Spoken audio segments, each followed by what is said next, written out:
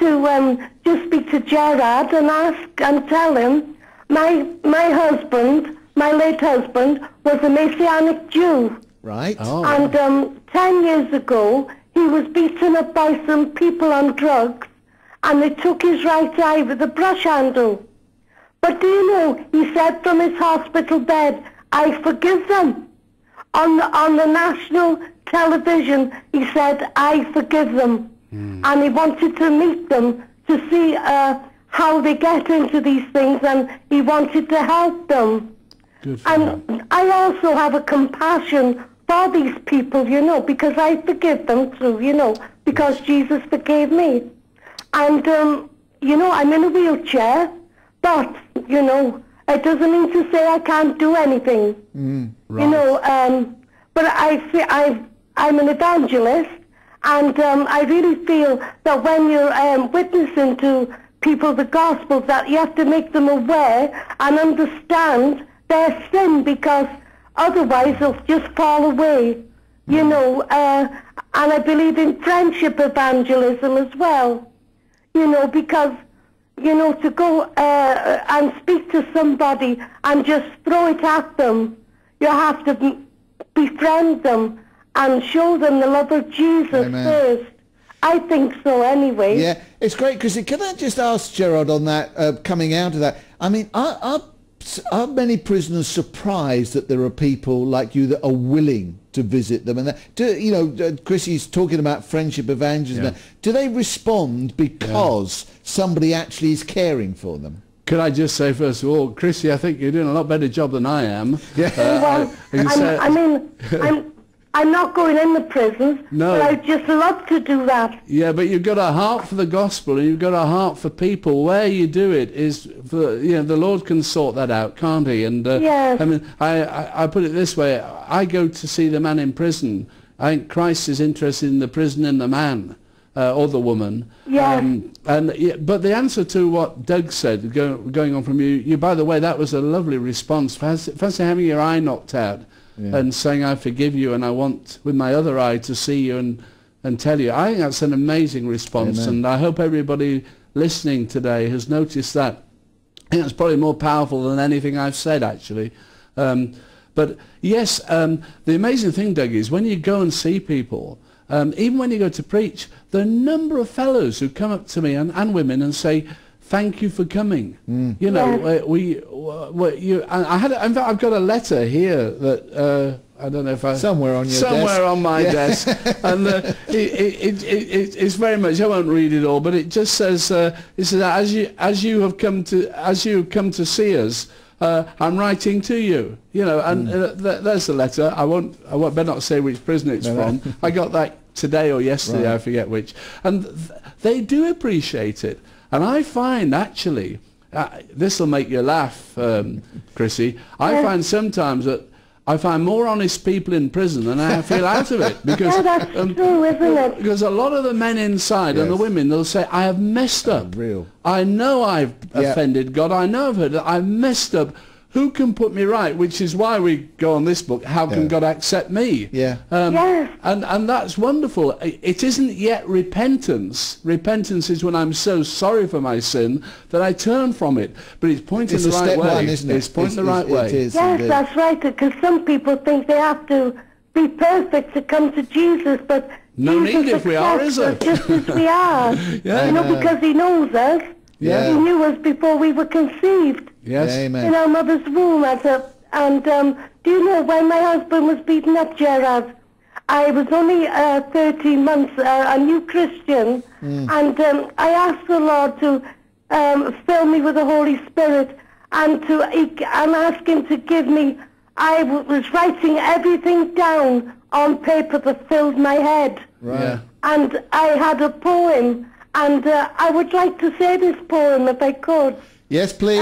When we must Jesus move on, but came do read it. into my life, He changed me. On Calvary's tree, He died in place of me. Forgave my past like a bird, He set me free. My eyes now see the glory of my King. He is my Saviour and my friend, He's promised. I feel a love on which I can depend. Jesus, he lives inside my heart forever. He's given me a chance to start again. I praise you, Lord, and thank you for your mercy, the peace and joy you've given me within. I seek your face, for I love to pray and worship. Through fellowship, I bow down at your feet. And that's as new in my heart today as it was 10 years ago. Bless you. Thank you, Chrissy, for Thank you, encouraging us, and carry on being encouraging to the people around you, and bless you. Could I add Yes. one word before Chrissy goes Yes, off? you can. Chrissy, I just want to say one thing. You Yes. talked about how people need to be convinced of sin. I think that's absolutely right. And one of the things that concerns me today is there are people who are saying the 10 Commandments no longer apply to us. Now, we can never get saved by keeping the 10 Commandments, but those 10 Commandments shows how far short we have fallen, and that's why it's so important that we preach God's law in order to show God's grace. That's right. You're quite right, Gerard. Bless you. Thank you, Chrissy. God bless you now. Fine. Bye-bye. God bless you. You're sort of leaning over, and people think, yes, Sorry. yeah. Can you bit of backbone, sir? Bit of backbone. Not too high, otherwise you get your head out of shot. Okay, Margaret. Sorry to keep you waiting. Hi, Doug. How are you? I'm okay. How are you doing? Yeah, I'm fine, thank you, Doug. I'm fine, and thank you so much for your programme again today. Good. And I'd really just like to bless Gerard and the work that he does. Thank you. And I was just thinking of the scriptures that I was trying to find it whilst listening to you and couldn't. You know, when I know Jesus that said, feeling. I was hungry, you feed me, and I was thirsty and you didn't give me a drink, and I was in prison and you didn't visit me. Right.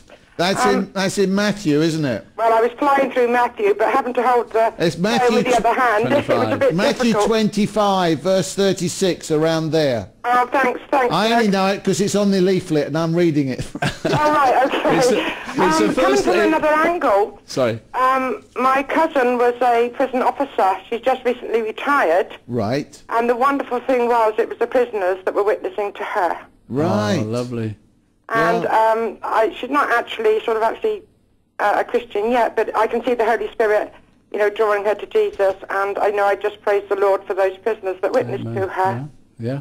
Amen. So, you know, I think it's good to realise the wonderful ministry and the prayer ministries too that are going on in prisons. Yes. I know I have heard that many of the prisoners can be powerhouses for prayer and praying for people that are out on the front line, and really speaking, we all need that power of prayer. So it's just wonderful what, you know, the Lord is doing in prisons. Amen. And thank you, Jared, for your obedience and what you're doing there. Oh, well, thank you for your interest in your prayer. I will just say there's one, again, I better not give the name, but there's one very high-profile prison I know where a prison officer who admits that he used to behave, shall I say, inappropriately, has been wonderfully saved through coming to know Christ, and he is now running a Bible study for prison officers, and some of those men have come to Christ as well. So we need to pray for the prison officers as well. Yes, we do. When we have more than one service on a Sunday, I always give a different talk the second time, because often it's the same officers who listen. And the number of them who've either taken or asked for books and booklets has been very encouraging. So do pray for them. Yes, I Again, will. the prison officers are like anything else. You can get some who won't give you 2 minutes, but most of them are very, very polite and warm, and quite a number of them listen and talk about the gospel afterwards. Though I don't want to abuse the fact that I'm a guest and they're there that's working. right. You have to be But sensitive as and well. the part of their work at that point is to listen to you, and so Yeah. and they the Holy do. Spirit can do it. They're very can't he? courteous. They're very Yeah. courteous, most of them, I must say. Amen. Amen. Bless you. I do support a friend of mine who has people that she knows in prison, and I write prayers out, you know, as the Holy Spirit leads to give her, Great. so that she can send them, you know, prayers on forgiveness or in a healing, that sort of thing. So hopefully trying to get, you know, the word inside the prison. So I haven't visited myself, but at least I can help in that way. Your prayers reach there anyhow. Yeah, my prayers, and also sending prayers to prison. Yeah, there are no prison bars as far as prayer That's is right. concerned. Thank God Or there the Holy isn't. Spirit. Hey, bless you. Thank you so Thank much, you. Margaret, for your God phone bless you, call. Margaret. Lord Thank you. bless you real good.